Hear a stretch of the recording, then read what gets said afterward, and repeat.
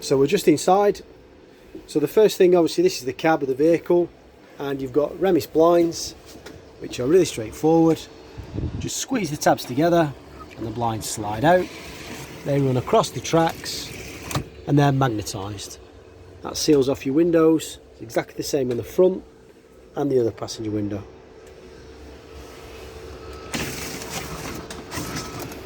When you're clicking them back, just make sure they sit correctly before you push them back in. Electric mirrors, electric windows. Controls for your stereo and your steering wheel.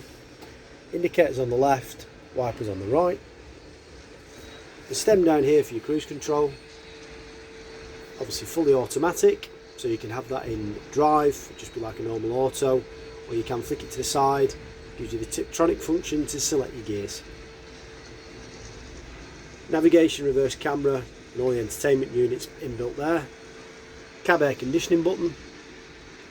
The Traction Plus just gives you a bit more traction when you're on a muddy field, which is the right button here. And this hill descent button just gives the torque, or more torque to the engine. It helps if you're fully laden going down a constant steep incline. Hazards are the red button. Central locking locks the vehicle from the inside. And the heated windscreen is for a rear windscreen. It's just defunct, doesn't do anything. There you've got a USB point and a 12 volt point. Obviously your seats swivel. You've just got the bar here at the front. Just tilt the bar back and the seat slides, and that'll spin completely round to face the other way. When you're locking it back into place, just make sure they click back in. Sky roof at the front, just make sure that these are open, sorry, these here, before you try and open the actual skylight. You just push the little button inside before you turn them. Obviously open all of these like so. The skylight pushes up and the little toggle on the side tightens the bar to stop the skylight falling down. These are blinded. Loads of storage across the top.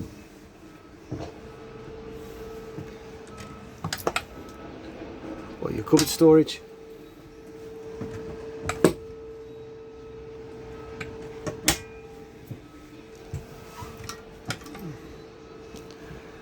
This here is your manual override for the front drop down bed. The handle should be in the drawer. You just put it in there and wind it down, but the ratio is quite aggressive. It's in case you run out of power really. The table at the minute, it's in the lock position because the red tab is down. When you tilt the table up, you'll notice that the button comes up, meaning that the table can be removed.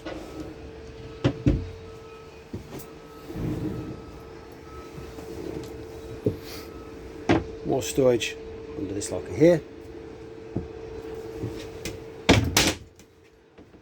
That's your actual boiler under your forward facing seats. Obviously your seat belts, so take the cushions out guys just to show you. TV's mounted as per the instructions. Controls are really straightforward. On switches the panel on. Anything that was on will go on as it was before, so those lights were on in the back, therefore they're back on. But dead straightforward. Press here, the symbol of the battery in the back, the caravan. That's telling us with 12.7 volts in that battery. This battery here in the cab is for the vehicle battery, telling us that a 12.2 volts sat in there. This one here is the waste tank, showing me that it's empty. This one here is the fresh tank, showing me that it's got 3/4 full of water. And this one here is the pump. Press it, it lights up. Press it again, it switches itself on. Control panel itself is very straightforward. Just switch the panel on, that panel comes alive. Now the first symbol is saying, it's flashing, it's saying what do you want me to do with the temperature of the air? Thermometer inside the air. So to that, we select it and we turn the dial depending on what temperature we want the air inside. Once we're happy, we press it again and it locks that into place. We turn the dial to the right. The next one that's flashing is the thermometer in water. What do you want to do with the water temperature? So we press it to select it.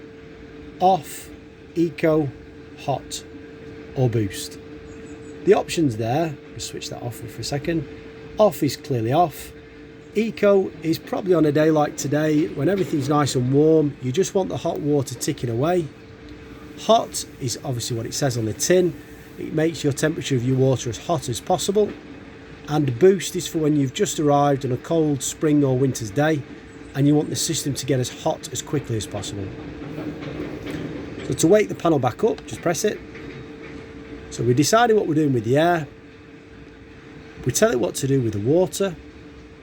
It then says, what do you want me to run off? And it's symbol orientated, so whatever's selected is the symbol at the top. So our options are gas, i.e. the gas bottle, like that. Our options are mix 1, so that's gas and 1 kilowatt of electric, i.e. 1 lightning bolt. Mix 2 is gas and 2 kilowatts of electric, 2 lightning bolts, that's the biggest one, the most powerful one. EL1 is 1 kilowatt of electric on its own. EL2 is 2 kilowatts of electric on its own. And back to gas on its own. So the reason that you'd want these are that if you'd paid your money on your site and it included your electric, you'd probably most likely run it as EL2 because you're using the power that you've already paid for and not using any of your gas. The final option, it's just failing because I'm not plugged into mains at the minute, is your fan. High, eco are the options on there. High is obviously the fan, you want it to be nice and warm. Eco is day like today, you just want the heating ticking over at night and the fan's a lot quieter. That is all you really need to know on the panel, guys. It's dead straightforward. We'll just switch that off. To switch it off, you just keep it pressed and off it goes.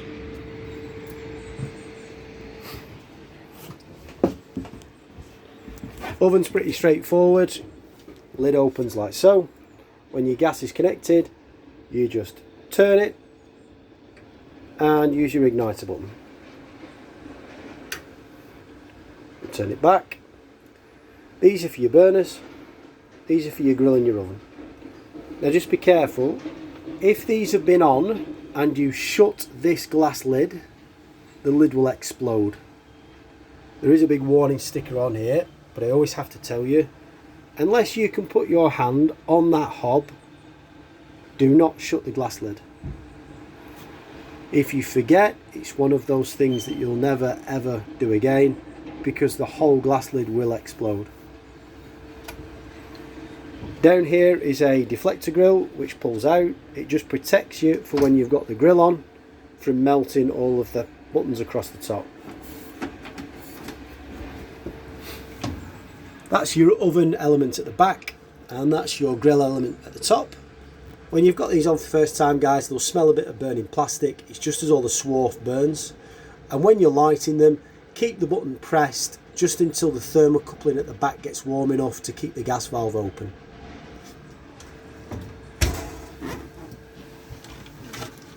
Your master fuse board is down here.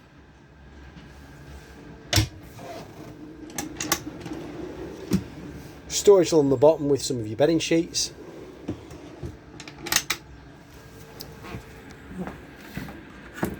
These are your gas isolation valves.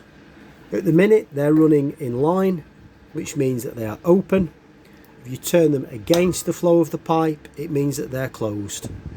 The only real reason you want to do it is if you're on the Euro tunnel, something like that. They like all your gas valves to be closed, and they're pretty straightforward. This is your oven, this is your fridge, this is your boiler.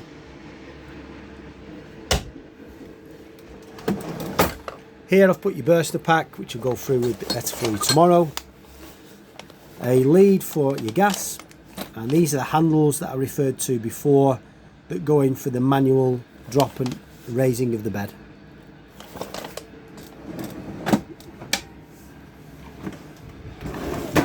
Down here is your outside shower point, dead straightforward, can show you it just fits in, turns, comes out. And here we've got some lamps, which again I'll show you tomorrow, that fit into the system quite uniquely and enable you to kind of plug and play. And here was the connector that we discussed for the USB.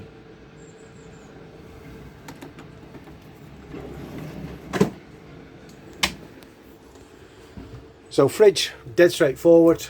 Just switch the fridge on, we press this.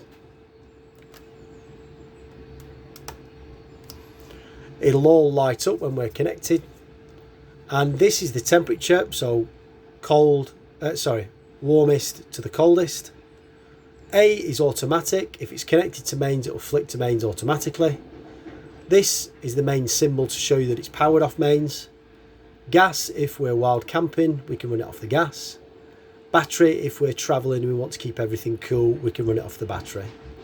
If this flashes for any reason, so you've had it on mains, you then unplug your mains, the fridge will start to flash, telling you that there's an error because it's lost its source of power. To reset it, it tells you here. You just keep the triangle pressed until the fridge resets. Open the fridge like so, freezer at the top. Just make sure that when you shut it, it clicks in. Microwave mounted inside and enables you to still shut the cupboard. These are the keys for the beds. So off and on. And press the button, down the bed comes. Send it up and up the bed comes. It'll stop when it gets to the top, stops itself, and your isolation key, turn it back off. This is your drawer at the bottom, which I've pulled out. Just make sure it's your step to get in the bed, guys. Just make sure that black tag is caught. It stops the step going back in, otherwise you'll stand on it, it'll disappear from underneath you. Storage in here as well. To send this back in, just push the black tab and the step will fall back in.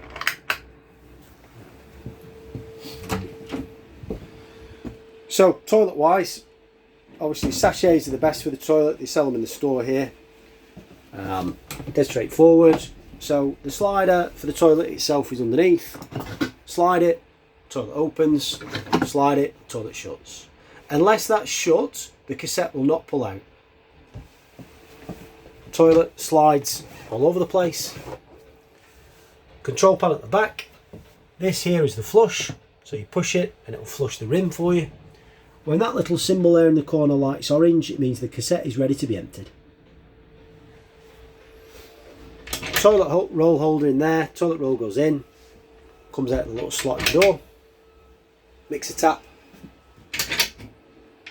more storage across the top, shower with a drip rail, so this rail just pulls down. So you've been out for the day, and it's been raining, hang your coats in there, they'll just drip down into the shower. Just make sure that when you're travelling, guys, that you secure your shower head, otherwise it'll do untold damage in the shower itself.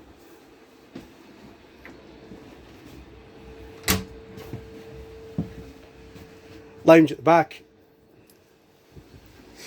TV mounted in the back as well, much better size. Obviously you've got your coffee table under there, which I showed you the other day when you came and had a look. Comes across the top, that's your manual override for your rear bed.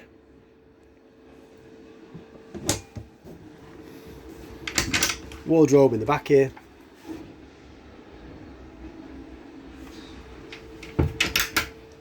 And obviously solid door. Okay guys, so those are the general workings of the vehicle. I'll send this through to you. Any questions, just give me a shout. We can always do some bits tomorrow. Just got to try and maintain that social distance. Speak to you soon.